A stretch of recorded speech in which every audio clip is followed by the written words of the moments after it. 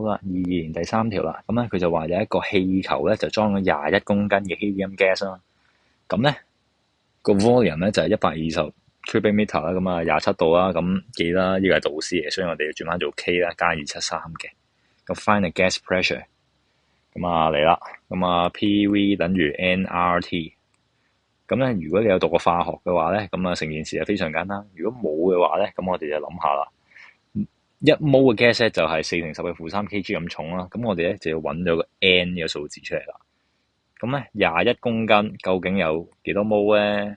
咁我哋咪除翻佢咪得咯。每1 mol 就4乘10嘅負3，咁所以 total 咧就應該係21 kg over 4乘10嘅負3咁多 kg，咁啊揾到個 mol 嘅數字噶啦。咁啊21除，咁啊計到啦，應該5250 mol 嚟嘅呢度。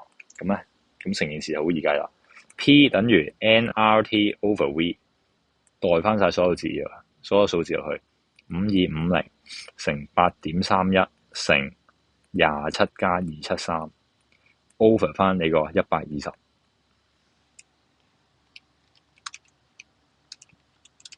咁啊計到咧，應該就係1.09乘10嘅5次 PA，答案就係 dot 啦。